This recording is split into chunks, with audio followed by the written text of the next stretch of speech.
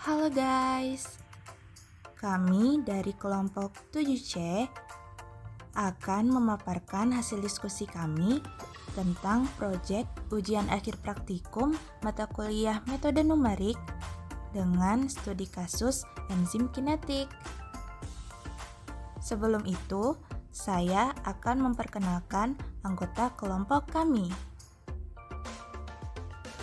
Yang pertama ada Dimas Damar Nusantoro dengan NIM 22104-33025. Yang kedua ada Nabila Putri Syahida dengan NIM 22104-31013. Yang ketiga ada Raisya Zahira Lesmana dengan NIM 22104-33034. Dan yang terakhir ada Dila Oktaviani dengan NIM 22104-31020. Baiklah, kita lanjut ke pembahasan mengenai studi kasus enzim kinetics. Penasaran gak sih apa yang terjadi dengan makanan yang kita makan saat di mulut, lambung, dan dalam tubuh? Mengapa makanan yang kita kunyah cepat halus?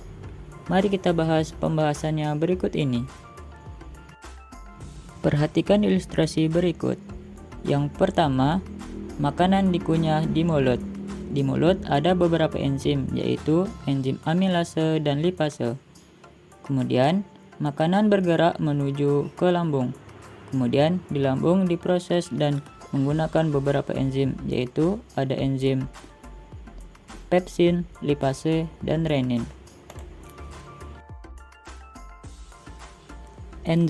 Enzim merupakan biomolekul yang memiliki fungsi sebagai katalis yang ada pada suatu reaksi kimia. Dalam hal ini, katalis adalah senyawa yang mempercepat proses reaksi tanpa habis bereaksi. Jika zat ini tidak ada, maka bisa menghambat aktivitas yang terjadi pada organ tubuh. Selain itu, enzim disebut sebagai biokatalisator yang memiliki peran untuk mempercepat reaksi-reaksi biologi tanpa adanya perubahan struktur pada zat kimia. Diberikan sebuah studi kasus untuk menentukan hubungan antara konsentrasi substrat S atau enzim dan kecepatan reaksi V. Pada kasus ini, kita akan menggunakan persamaan Michaelis-Menten orde 1 dan orde 2 untuk menyelesaikan data sebagai berikut. Diberikan persamaan Michaelis-Menten orde 1 dan orde 2 sebagai berikut. Lalu, kita akan menyelesaikan dengan persamaan Michaelis-Menten orde 1. Pertama, kita akan membuat persamaan regresi linier dengan mentransformasikan dari persamaan Michaelis-Menten orde 1 ke dalam persamaan regresi linier dengan bentuk Z sama dengan A0 ditambah A1T. Sehingga kita perlu mencari nilai A0, A1, T, dan Z terlebih dahulu. Kemudian diperoleh A0 sama dengan 1 per Vm, A1 sama dengan Ks per Vm, T sama dengan 1 per S, dan Z sama dengan 1 per V, sehingga diperoleh persamaan regresi linier 1 per V sama dengan 1 per Vm ditambah Ks per Vm dikali 1 per S. Untuk Michaelis-Menten orde 1, kita akan mencari terlebih dahulu nilai dari Sx, Xy, Sxx, Sxy, dan Syy dengan rumus seperti berikut.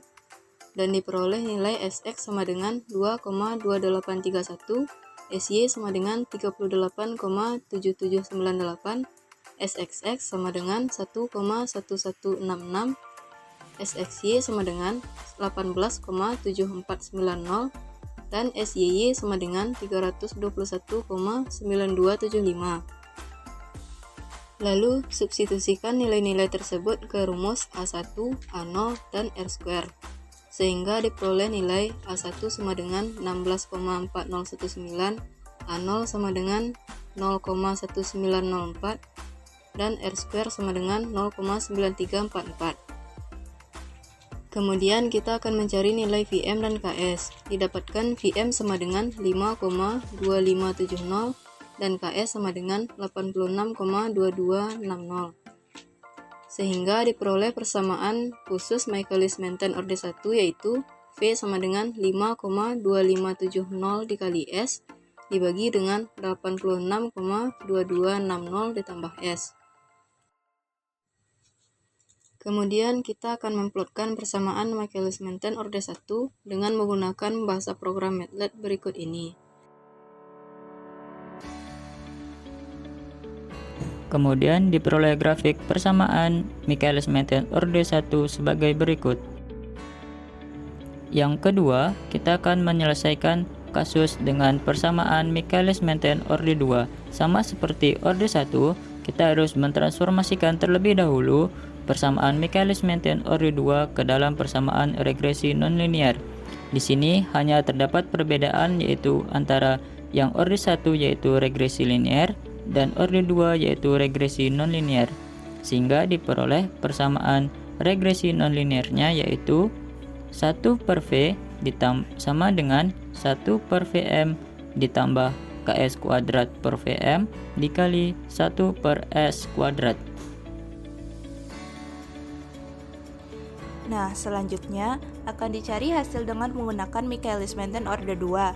Sama seperti orde 1, akan dicari Sx dengan rumus seperti berikut dan diperoleh hasil 1,1166. Kemudian, kita cari nilai Sy dengan rumus seperti berikut dan diperoleh hasil 38,7798. Lalu, kita cari nilai Sxx dengan rumus seperti berikut dan diperoleh hasil 0,4613. Lalu, kita cari nilai Sxy dengan rumus seperti berikut dan diperoleh hasil 11,6737. Lalu, kita cari nilai Syy dengan rumus seperti berikut dan diperoleh hasil 321,9275. Nah, sehingga kita bisa cari A0 dan A1-nya dengan rumus seperti berikut dan diperoleh A1-nya sama dengan 19,3760 dan A0-nya sama dengan 2,4492. Dan kita dapatkan R2-nya itu sama dengan 0,9929.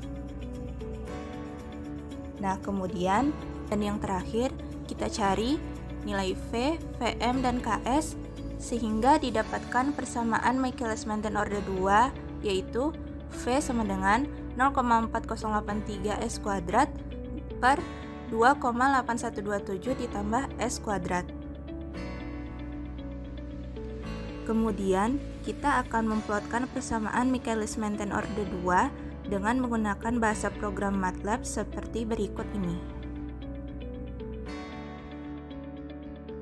Kemudian diperoleh grafik pada persamaan Michaelis-Menten orde 2 sebagai berikut.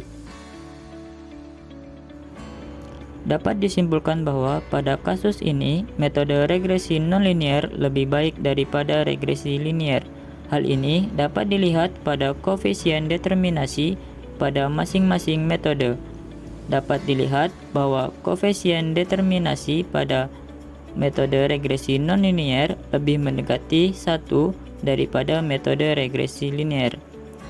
Kemudian, pada grafik data pada persamaan Michaelis-Menten orde 2, titik-titik data lebih mendekati persamaan kurva pada persamaan Michaelis-Menten orde 2.